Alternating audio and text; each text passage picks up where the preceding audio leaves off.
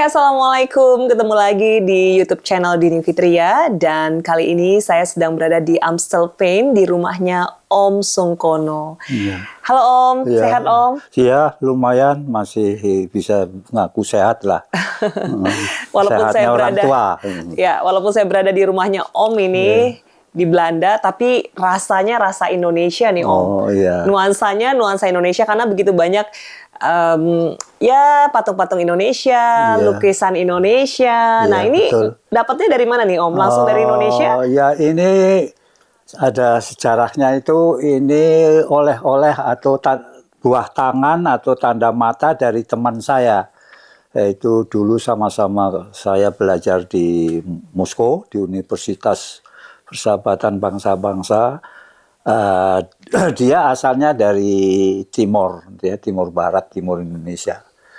Ketika dia kirim surat sama saya bahwa dia akan ke Belanda, ya tentu dia nanti akan berkunjung ke rumah saya, nginap di sana. Terus saya pesan, kalau saya manggilnya Bung ya, Bung Dupe, kalau mau kemari tolong carikan saya lukisan tentang Indonesia, saya bilang. Ya, terutama ya tentang pemandangan atau kehidupan di desa itu. Saya ingin selalu mengenang kehidupan di Indonesia, di kampung, di pedesaan. Dia bawa ini, dan saya memang senang dengan lukisan itu. Ya itu saya pasang bingkainya sendiri, buat sendiri.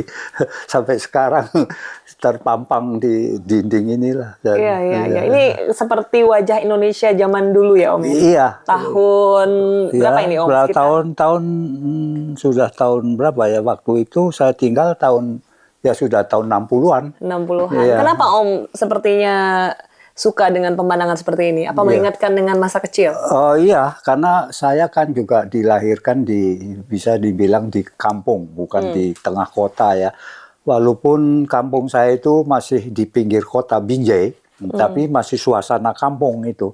Jadi perumahan, halaman-halaman rumah itu masih kebun, banyak buah-buahannya, kehidupan pun juga masih ada kekhususan kalau dibanding kota lah.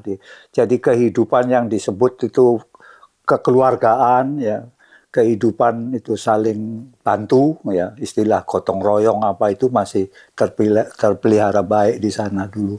Jadi suasana pedesaan itu saya masih mendalami gitulah, masih saya bawa terus. Sampai sekarang pun saya selalu menyukai kehidupan di pedesaan itu. Dan ini seperti mengingatkan kembali memori-memori dulu ya Om. Dan mirip seperti ini enggak Om yang di kampung?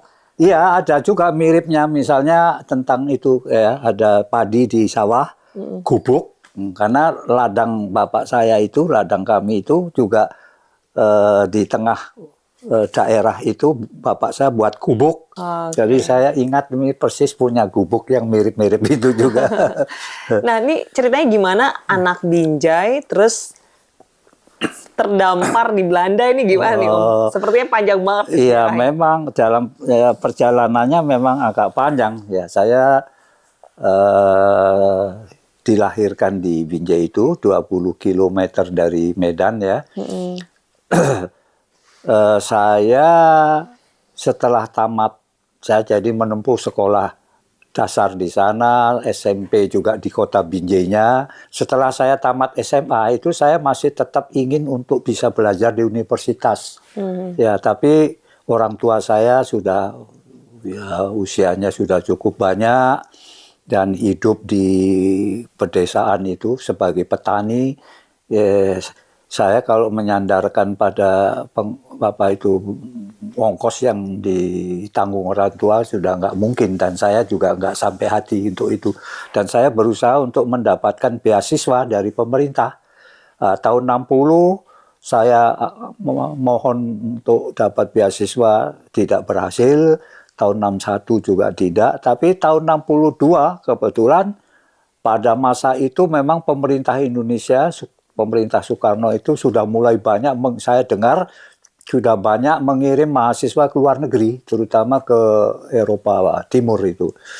Saya pada tahun itu, pada bulan Mei itu dipanggil oleh Departemen PTIP Departemen Pendidikan Tinggi dan Ilmu Pengetahuan. Di Mei saya ditelegram untuk datang ke Jakarta, dan di sana juga lewat screening itu karena yang melamar banyak, tapi yang harus dikirim pada waktu tahun itu hanya 30.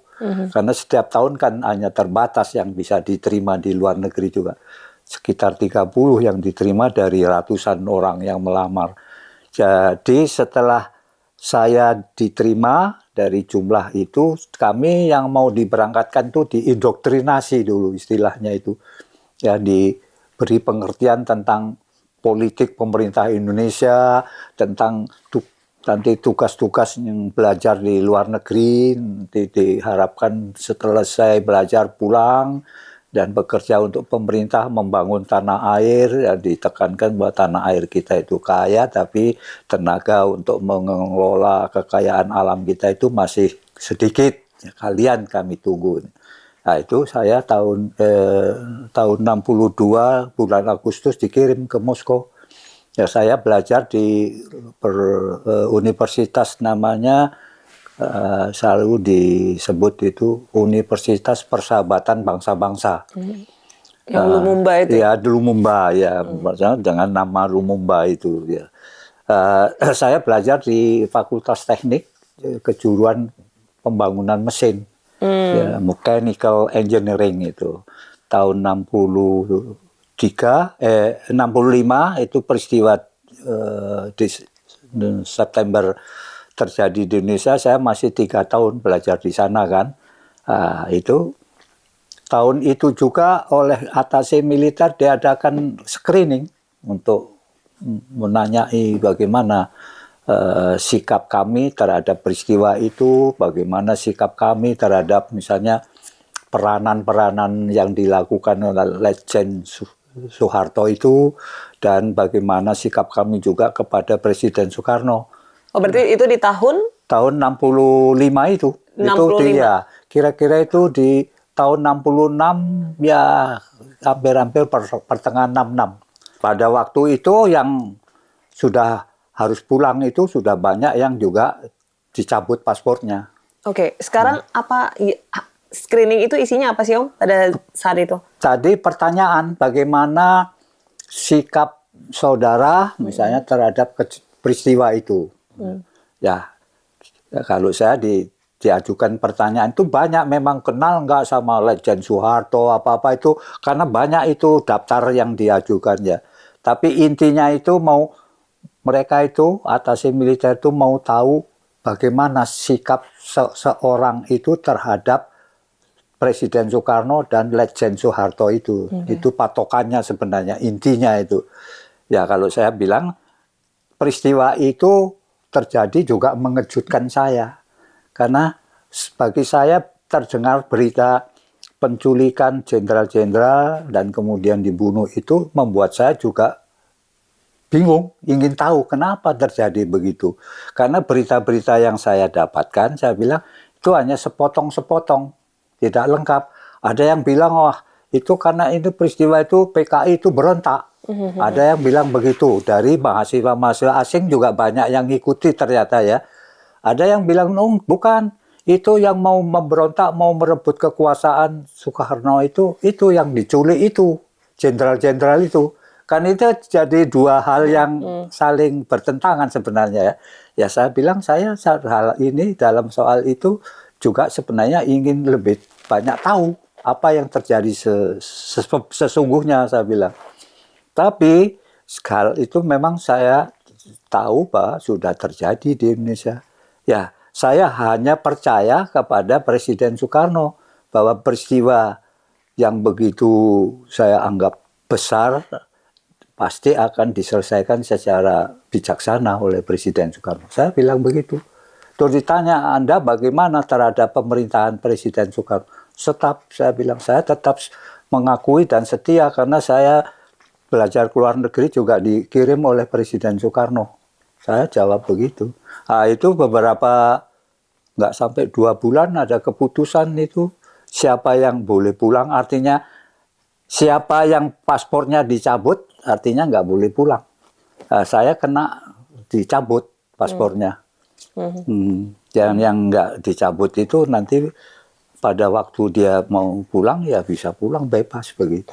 Oke. Sejak itu saya tidak bisa pulang, tapi saya masih bisa terus belajar. Karena universitas dengan keputusan atase militer itu, kedutaan KBRI Indonesia di Moskow itu tidak mempengaruhi universitas. Jadi kami tetap, ya yang saya bisa tangkap, mengapa pemerintah atau universitas bersikap begitu, karena memang hubungan Uni Soviet dengan Indonesia, dengan Soekarno itu kan baik.